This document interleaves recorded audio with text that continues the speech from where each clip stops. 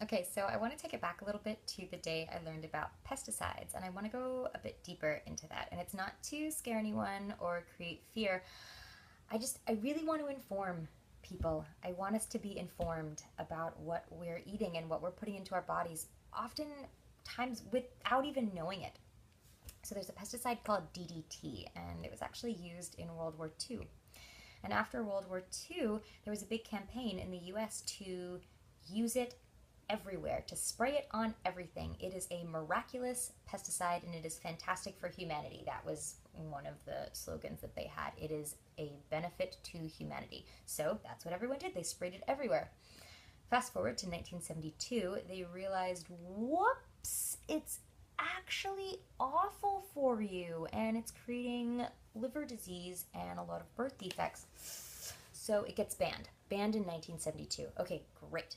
However, they just did a randomized study in the US, and 99% of test subjects had detectable levels of DDT. That's because it's bioaccumulative. It accumulates in the body and just stays there. And it has a very long half-life, which means it's pretty dangerous for quite a long time. So DDT is part of a family of pesticides that isn't actually used in North America anymore. However, we still export it, so we could very well be bringing it back in when we import certain foods. Furthermore, the family of pesticides that DDT is a part of, it breaks down into something called dioxin. Dioxin is a tricky little bugger. So dioxin is a known carcinogen, and quote from the US toxicology program, there is no known safe dose or threshold below which dioxin will not cause cancer. There is no known threshold below which dioxin will not cause cancer. That's terrifying. Dioxin is also something that women who are trying to conceive or who are pregnant are told to avoid. So women who are trying to conceive or are pregnant are also told to avoid meat and dairy for that reason, because it bioaccumulates in livestock as well. Okay, one more. Roundup Ready corn. So I had heard about this, but I had no idea what it actually was. So Roundup is another herbicide that was used in the war. It was used in the Vietnam War to destroy the tree cover where the enemy was hiding. So they would spray it all over the forest and it would destroy the treetops. So after the war, they had all this herbicide and they were like, oh, sweet, we should use this in our farming practices because it's such a great herbicide. So now with GMO technology, what they've done is they've taken a piece of the Roundup with BT molecule and they have inserted it into the corn DNA. So now it's kind of like when you get a flu shot, they inject you with a little bit of the flu so that you can create a resistance and an immunity to it. So the corn has created an immunity to Roundup. So now they can spray Roundup all over the cornfields and kill the weeds and the herbs, but the corn is fine because it has a resistance. Here's the thing though, the BT that's in Roundup, it causes insects' stomachs to explode. Have you heard of leaky gut?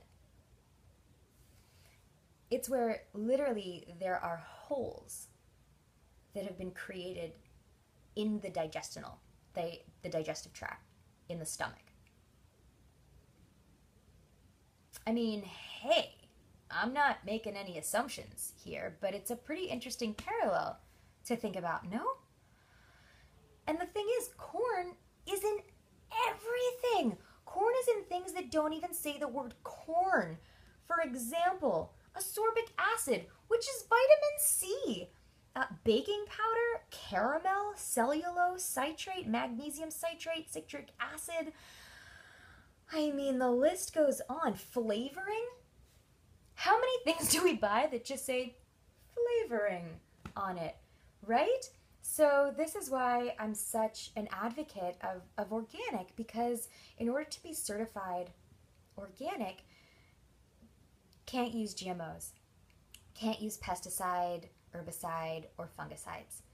So, I mean, if you can't buy organic produce, then at the very least, don't buy processed or boxed foods, because these are the main culprits. these are the ones that have most of the corn products, the corn-derived products in it. So unless it says organic or non-GMO, chances are you're getting something with GMO, with either GMO corn or soy or wheat, because those are three of the most prevalent and heavily GMO'd crops in Canada. So again, not to create fear or scare anyone, but let's be informed. Let's know what we're putting into our bodies, because, you know, the companies certainly aren't telling us. And time again, we've seen that corporations don't always have our best interests in mind, right? So let's do our homework. Let's do our research. Let's keep ourselves informed. Thanks, guys.